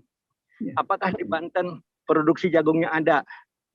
Ini juga peluang buat kawan-kawan alumni kita yang mau bermain di jagung dan ada di lokasi di Banten. Nah, saya setuju kalau kita lebih intensif, fokus. Yang tadi disampaikan oleh Pak Kang Rohadi itu, bagaimana kita membuat semacam komunitas tertentu untuk mengangkat jagung Jawa Barat gitu ya, lebih membumi gitu, bukan wacana, bukan kita mungkin untuk koperasi ini bukan masalah wacana lagi, tapi harus membumi yang memang bisa memberdayakan atau manfaatnya untuk anggota dan seterusnya. Ini mungkin beberapa catatan yang saya kira Kang Febri bagus, Kang. Kita dorong lah ya, karena terus terang aja pemulia lokal atau pemulia di luar Litbang di perusahaan saya baru dengar Kang Febri nih, dan dia berani kemana-mana gitu. Nah ini hanya saya ingin lebih fokus aja ke pemuliaan sehingga Pak Febri menjualnya adalah varietas. Cuma nanti tolong dicermati nanti kalau dia menghasilkan calon varietas siapa Pemda atau perusahaan Kang Febri yang akan melepas gitu. Ini mungkin beberapa catatan. Nanti mungkin kalau suatu waktu lah nanti Kang Yungki biasanya mengagendakan kita bisa bicara lebih intensif, lebih membumi lagi gitu ya, bukan hanya wacana dan wacana. Saya kira ini. Terima kasih Kang Jajat. Assalamualaikum warahmatullahi wabarakatuh. Waalaikumsalam warahmatullahi wabarakatuh. Atur nuhun Kang Nana. Ya tadi seperti Kang Nana sampaikan bahwa mungkin kalau untuk ada peluang nih karena di Jawa Barat mungkin ya, karena satu di Jawa Barat minat ke jagungnya masih belum tumbuh gitu ya, masih sedikit ya. Sedangkan pabrik tadi pabrik pakan ternak kebanyakan di Jawa Barat dan Banten gitu. Jadi mungkin untuk Jawa Barat dan Banten. Nah sekarang Kang Febri sudah melanglang buana ke Ponorogo, ke Sumbawa, kemana, dan itu mungkin akan lebih menarik untuk disampaikan di Pemda Jawa Barat untuk bisa mandiri tentang benih jagung tidak tergantung kepada ekspor gitu ya. Itu. Yang kedua juga tadi disebutkan bahwa yang untuk silase itu saya pernah juga Kang Nana pas dempot-dempot di daerah Kebumen di Klaten itu pada saat sebelum panen itu kadang-kadang yang punya tanaman jagung udah kehilangan daun atasnya kan biasanya suka dikeringkan tuh ternyata diambilin oleh yang untuk petani untuk sapi dan sebagainya. Nah selanjutnya ada juga yang katanya dari tadi maaf nih Kang Lili Nurjayadi yang sudah ngacung beberapa kali kan ya saya belum lihat tadi. Silakan Kang Lili sebelum nanti ini kebetulan sudah 2:30 juga mungkin nanti kira. Kang Lili ya, Assalamualaikum warahmatullahi wabarakatuh. Waalaikumsalam. Kang ini saya tertarik sekali nih ke jagung udah lama dulu saya kasih akabi. Di jagung ini dulu emang nggak ada minat di jagung itu dengan harga 1.800 waktu tahun ya sekitar tahun 2010-an lah sebelum 2010-an lah. Itu harga jagung masih 2.500. Sekarang ini harga jagung kan 4.000 lebih dari 4.000 ya. Nah, ini yang jadi ketertarikan di jagung itu karena harganya aja. Petani kita sebenarnya di lapangan itu sekarang nih dalam kondisi jagung dengan harga itu siap ganti dari padi juga ke jagung bisa beralih. Banyak yang beralih di Tasikmalaya itu ya yang tanam jagung dadakan banyak. Dulu saya bagi-bagi NK maupun BC juga susahnya minta ampun. Karena dengan harga di bawah 2.500 itu nggak dapat. Sekarang malah yang kelihatan di lapangan itu malah pihak yang gede-gedean, yang perusahaan-perusahaan besar yang minat ke jagung. Petani kita belum terbantu. Di benih masalahnya ini dengan harga 1 kilo 100.000, Akang-akang, ini luar biasa untuk petani menengah ke bawah itu. Biasanya kan jagung 1 hektarnya 40 kilo ya. 25 juga. Itu gede juga. Untuk kali 100.000 berapa? Untuk petani-petani kecil itu jadi tadi Pak Kang Febri bahas itu emang ya bermasalah. Tapi saya lihat di peluang komposit juga memungkinkan itu Kang. Jadi saya nanya ke Kang Febri kenapa kita juga nggak tarik di komposit, karena kebutuhan akhir jagung ini kalau di lapangan itu ada 3 kan, hortikultur maupun pangan. Untuk sayuran, baby dan jagung manis, kemudian juga tebon. Tebon itu tebang kebon ya untuk pakan sapi. Banyak tuh perusahaan-perusahaan susu juga butuh. Kemudian yang terakhir pipil kering. Pipil kering emang didominasi hibrida. Tapi tebon maupun ini apa jagung manis dan lainnya itu terpaku harus hibrida. Kelihatannya memungkinkan segmen-segmen itu diisi oleh tadi kemandirian benih tani. Kalau petani kan praktis aja, maunya praktis, maunya dia murah kan gitu. Petani kita itu untuk perbenihan mau praktis mau murah. Sementara kan untuk sasaran jagung yang tadi tebon atau tadi malah untuk silase kan berbeda dengan kebutuhan pangan pipil kering. Nah ini kita harus juga jadi pemikiran. Kemudian yang saya tangkap permasalahan sekarang kan sebenarnya di budidaya jagung itu masalah pupuk. Ya kan? Pupuk ini kalau perusahaan-perusahaan besar ini juga jadi masalah di lapangan karena larinya pupuk subsidi kemungkinan juga ke sana ke kebun-kebun jagung. Ini saya di pertanian suka jadi ada permasalahan besar karena jagung ini kadang-kadang nggak masuk di RDKK-nya, jadi nggak masuk di subsidi pupuk subsidi itu. Jadi kita juga harus pikirkan apa lahan-lahan jagung ini didaftarkan di rencana kebutuhan kelompoknya di tiap Pemda agar terlayani kebanyakan ini sekarang petani jagung masalah pupuk ini bermasalah karena nggak ada di RDKK-nya, di rencana definitif kebutuhan kelompoknya nggak ada. Jadi kalau pakai pupuk non subsidi berat dengan harga sekarang hampir 20 ribuan per kilo itu berat. Kalau subsidi masih 3 ribuan, masih 3.000 ke bawah masih bisa. Ini tolong jadi masukan bagi Unpad masalah perpupukan. Kemudian juga yang terakhir di pasca tadi kalau kita ke pam-pam aja kalau fit susah ya. Tapi benar di lapangan langsung ke kandang ayam juga sekarang banyak. Banyak ini. Maupun sebenarnya pemasaran nggak ada masalah, harga segitu nggak ada masalah. Jadi sekarang orang berbondong-bondong tanam jagung yang apa bagi saya sih praktisi pelaku di lapangan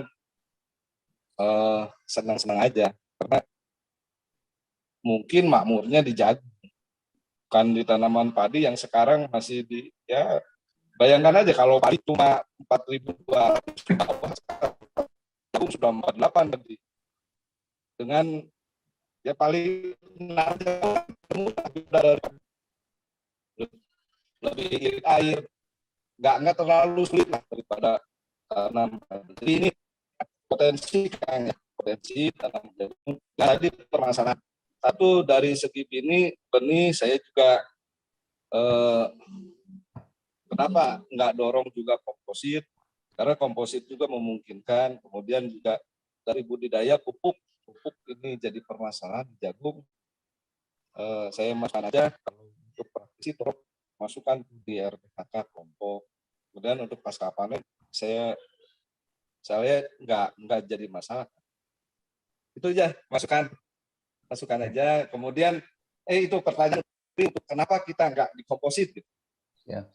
Terima kasih Kak.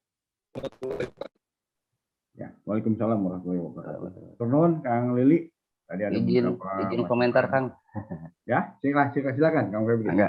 Enggak, turun Kang Nana, turun tolong aparana. Karena ada yang menggelitik dari Kang Nana terhadap kami. Pertama, Koresko itu mau apa sih? Saya tuh mau apa? Karena yang kami lakukan adalah pemuliaan, betul pemuliaan. Kemudian komentar berikutnya adalah bagaimana melawan para gajah, seperti pionir, mesin Jenta dan lain-lain gitu. Sementara mereka sudah memiliki investasi yang besar dalam memasarkannya. Tapi di satu sisi Kang Nana setuju kalau kami mendekati pihak Pemda untuk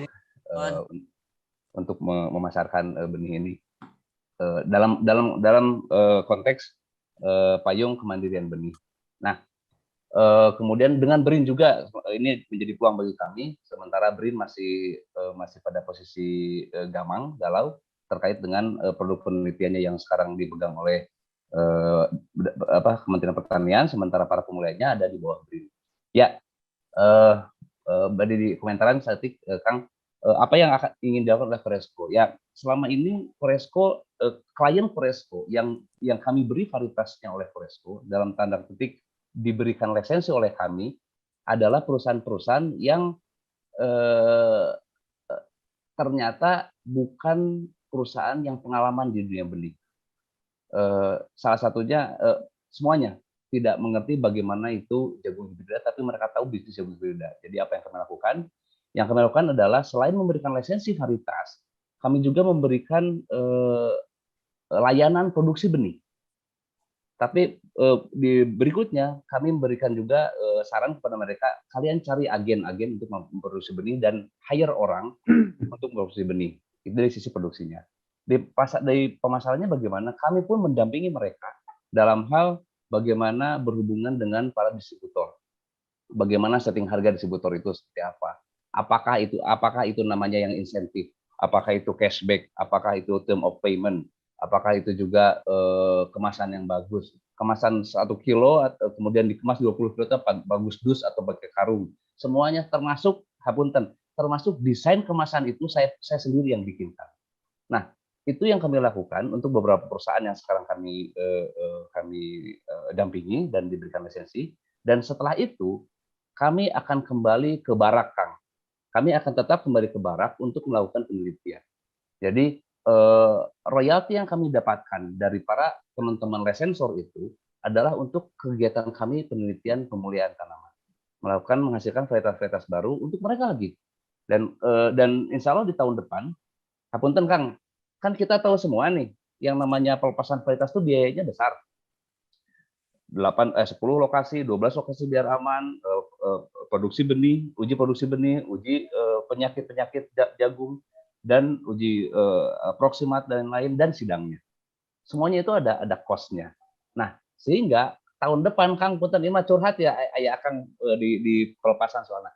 Tahun depan akan ada pelepasan yang varietas yang akan dilakukan, itu patungan, Kang. Jadi ada 4 perusahaan, patungan katakan 400 juta, hiji 100 juta, hiji 100 juta, 100 juta, 100, jadi 400 ngumpul jadi sidang insya Allah tahun depan. Nah, itulah yang kami wadahi, kami jawab hambatan yang dihadapi oleh teman-teman pemain lokal yang awam terhadap penelitian, awam terhadap varietas, tahunya varietas sudah jadi, gitu. Kami giring, yuk kita lepas varietas, kalian ini pilih ini semuanya, yuk kita patungan untuk pelepasan varietas tahun depan. Uji adaptasinya sudah selesai, Kang, tinggal sidangnya tahun depan insya Allah. Nah, bagaimana melawan gajah itu? Ya, pertama dengan kampanye kemandirian benih, saya merapat dengan Kabupaten Ponorogo dan NTB, dan insya Allah sih Jawa Barat selanjutnya, sementara masih wait and see, karena orangnya itu dia perusahaan benih lokal yang selama ini main di Litbang dan proyek, apakah bisa nggak dimainkan, karena dia produksinya di Sumedang. Tapi selain daripada itu, saya akan lebih confident apabila yang dilakukan di Jawa Barat itu adalah atas nama Koperasi Bumi Tani Pajajaran. Dengan itulah saya menawarkan suatu skema closed loop seed business model yang dipresentasikan oleh Kang Yungki kemarin di launching KBPP. Sehingga dengan itu mungkin orang berpikir udahlah jangan dulu lah berworo-woro dengan Pemda biar kita mandiri. Justru terkait dengan kemandirian benih-benih lokal, saya setuju dengan Kang Nana. Peran Pemda itu menjadi penting. Saya datang ke NTB kemari, di Lombok tidak ada 1 botol pun aqua. Yang ada adalah hilap deui namina. Pokoknya mah minuman aqua, minuman air mineral produk dalam provinsi, produk NTB. Tidak ada sih, baik yang kecil, yang besar tidak ada satupun aqua. Kenapa tidak untuk benih? Gitu. Padahal benih itu adalah perut. Selama kita masih ada perut, pasti benih itu diperlukan. Kemudian, punten dilanjut ke apakah Pemda akan lepas sendiri atau tidak? Nah, pertanyaan bagus, dan itu Kang valid, karena tahun depan itu kami menawarkan untuk NTB untuk melepas varietas sendiri. Itu atas nama mereka, tugas mereka adalah bayar royalti saja kepada kami. Jadi mereka akan punya sendiri, dan itu akan memiliki kebanggaan sendiri. Tahun depan pun Ponorogo akan memiliki varietas sendiri, Kang.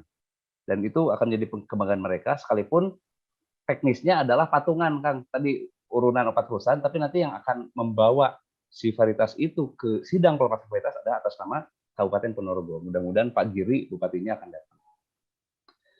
Kemudian kenapa tadi ada pertanyaan mengenai apakah ada masalah supply chain jagung di Indonesia sehingga ada pabrik di Jawa Barat tetapi tidak ada penanaman jagung di Jawa Barat? Itu kan pertanyaannya. Saya alhamdulillah pernah bekerja di Java Confit selama 3 tahun, dan sebetulnya adanya pabrik di Jawa Barat dan Banten itu justru adalah untuk mengadres masalah supply chain internal mereka. Contohnya pabrik Java yang di Banten itu sebelumnya adalah untuk menampung jagung impor, bukan dari mana-mana. Jagung impor itu ditampung di Banten untuk disebarkan ke pabriknya. Nah, jadi adanya pabrik CP Java di Cirebon dan lainnya di Banten, ke Balaraja, dan itu adalah untuk urusan supply chain internal mereka. Yang jadi masalah adalah kita sebagai eksternal, nah pabriknya di itu, jagungnya di dia, gitu kan? Ya, itu yang menjadi pertanyaan kita. Ya, ayo Jawa Barat punya potensi dari vertikal dari Garut ke utara sampai Cirebon, itu Cirebon, Indramayu, Majalengka, semuanya adalah proyek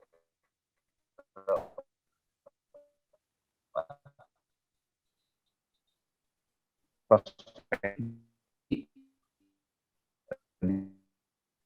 punya yang panen raya sama dan jadi mengatakan sama sekali. Nah tapi intinya jagung adalah sangat potensial untuk di Jawa Barat.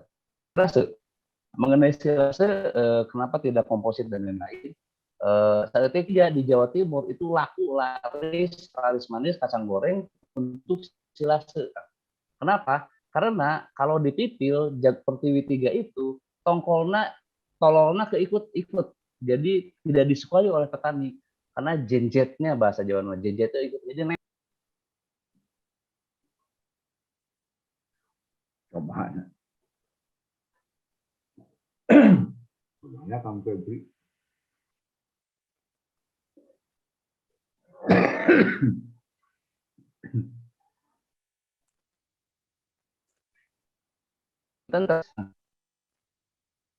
Mana Kang Febri? Halo, biasa lanjut? Halo, Ya, halo. mana? Halo, Kang. Ya, lanjut. Biasa lanjut, Kang? Halo. Apa nggak? Lajeng. Halo, tes. Oh, ngapunten. Lanjut, Kang Febri. Ya, ngapunten dia. Kang Adin tadi Pertiwi 3 itu sayana kanggo silase. Margi untuk tongkol di Jawa Timur tidak disukai karena si jungle-nya itu terikutkan ketika pipil sehingga ketika masuk ke pabrik akan banyak dikomplain karena ikutan jungle. Ada informasi jadi pasar silase Kang Adin siap ditangani kita punten. Kita mengenai komposit. Putus Kang Fabro.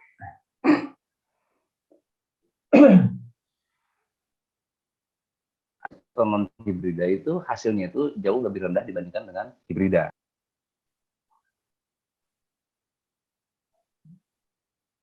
Mana ini?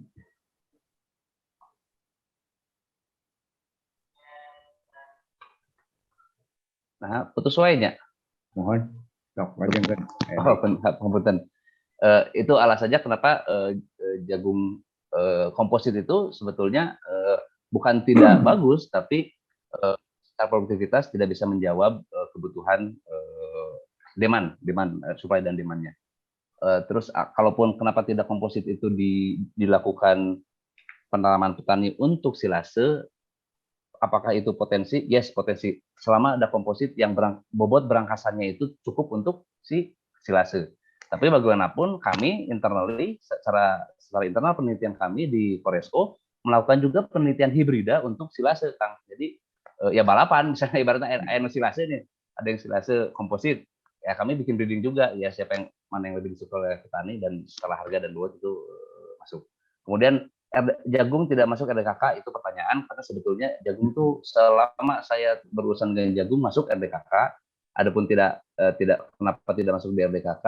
Apakah itu perubahan kebijakan yang baru atau ketua Poktanan untuk ngerti gitu Pak Inten? Gitu mungkin Abdi hapunten. Ya baik Kang Febri.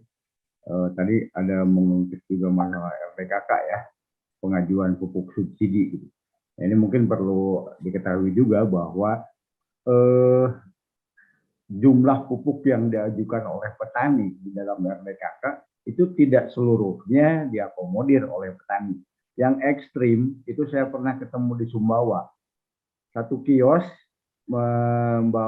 bertugas untuk menyalurkan pupuk bersubsidi urea ke 18 kelompok tani. Nah, saya jumlahkan kebutuhan yang berdasarkan di RDKK itu ada 288 ton. Nah, sedangkan kios tersebut hanya mendapatkan alokasi subsidi sesuai dengan dari Dinas Pertanian tempat, itu kios tersebut hanya bisa ditugaskan untuk menyalurkan 59 ton per tahun. Jadi hanya 21%.